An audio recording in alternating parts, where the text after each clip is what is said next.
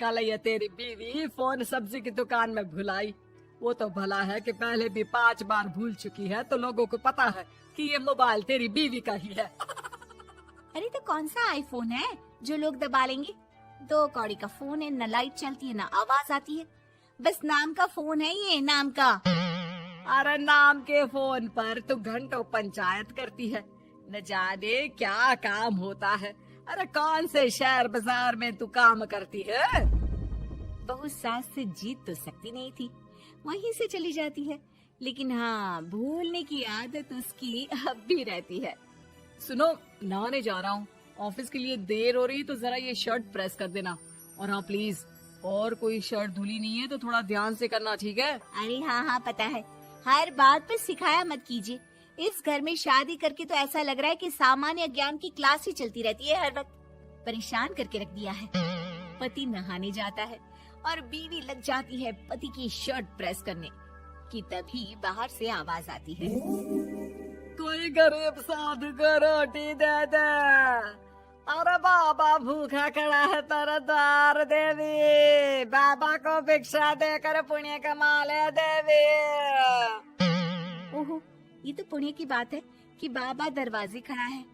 अब इसकी आवाज सासू माँ को सुनाई नहीं देगी, लेकिन मैं और ये कमरे में हल्के से बात कर ले तो क्या, अरे घूसी चली आती है।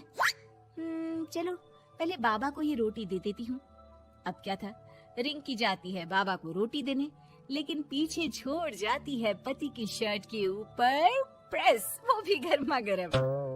अरे बाबा रोटी तो ले लो, बस ये बता दो कि मेरी किस्मत कब जगेगी।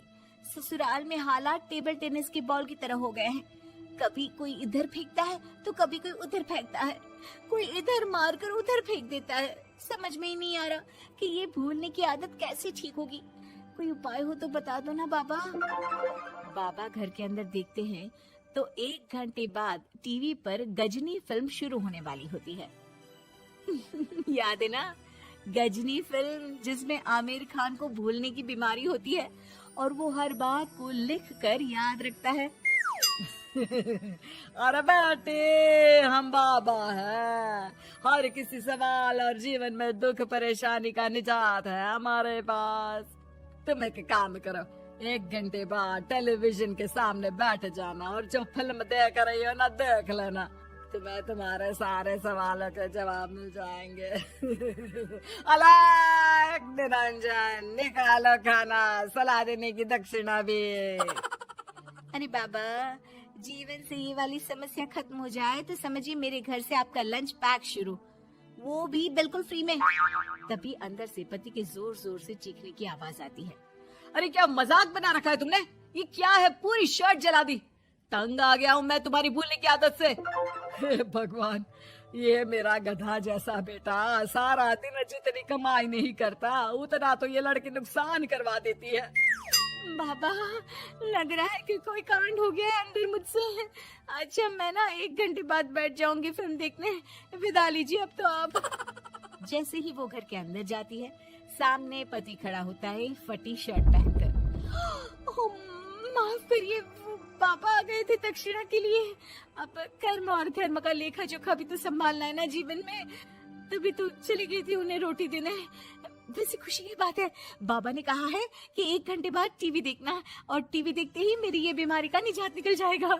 हाँ हाँ, और जो नुकसान हो गया है यहाँ, वो क्या तेरा जोगी बाबा भरेंगे? देखिए प्लीज शर्ट बदल लीजिए ना। नहीं, आज तो मैं ऐसे ही जाऊंगा ताकि लोगों को भी पता चले कि कैसी भुलक्कड़ बीवी के साथ निभा रहा हूँ मैं। शुक्र मानो कि छोड़ा नहीं है तुमको। पति की ये बात तो अब रिंकी के तन बदन में लग जाती है।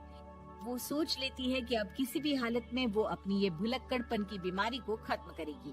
फिर क्या था, पति तो फटी शर्ट पहनकर चला जाता है और 1 घंटे बाद बहू कमरे में सो रही होती है कि सास आ जाती है। अरे भुलक्कड़, तुझे तो फर्क नहीं पड़ता, लेकिन हम लोग परेशान हो चुके हैं। जा, तेरा बाबा बोल रहा था ना 1 घंटे बाद टीवी देखना, तो जा देख, क्या पता कुछ सुधार हो जाए। बहू टीवी खोलती है तो सामने चल रही होती है गजनी फिल्म, जिसमें आमिर खान शरीर में या दीवार में लिखकर अपनी चीजों को याद रखता था। उत्तरी, वाह, ये तो सच में बड़ा सही आइडिया है। इससे मुझे याद रहेगा कि क्या करना है और क्या नहीं। अब तो मैं भी सब सीख लिया करूंगी। वो टीवी बंद करके किचन में जाती है कि सास की आवाज आती है। अरे तेरी बुआ सास आ रही है, खाना बना लेना उसके लिए भी। जी माँ जी, बिल्कुल बना लूंगी। और सुन, वो कल वाला जो आटा बचा था ना, उसकी 2 रोटी बुआ सास के लिए बना देना। आटा पड़ा पड़ा खराब ही हो रहा है। बहू फटाफट रोटी बनाती है, लेकिन तभी उसे ध्यान आता है कि बुआ सास की रोटी तो पुराने आटे से बनानी थी। वो पुराना आटा लेकर रोटी बनाकर उस पर पेन से लिख देती है, पुराने आटे की रोटी बुआ जी के लिए। अरे क्या बन रहा है खाने में? भाभी, आपकी बहू की क्या हाल है? भूलने की बीमारी कम हुई या ऐसे ही तबाही मचा रखी है? अरे क्या बताए, अब आज किसी बाबा से उपाय पता किया है, देखो जरा। भाभी, ये आप ही हो जो संभाल रही हो ऐसी बहू। हम लोगों से तो पता नहीं हो पाता या नहीं। तभी वहाँ बहू आ जाती है। हाँ, तभी तो मैं इनकी बहू हूँ, आपकी नहीं। वैसे मैंने तोड़ निकाल लिया है। अब क्या था, बुआ सास जैसे ही खाना खाने बैठती है कि सास बोल पड़ती है। बहू, याद तो होगा नहीं जो बोला था? याद करो, बुआ के लिए कौन सी रोटी बनानी है, कहा था ना मैंने। जी, सब याद है, सब कुछ। ये लीजिए।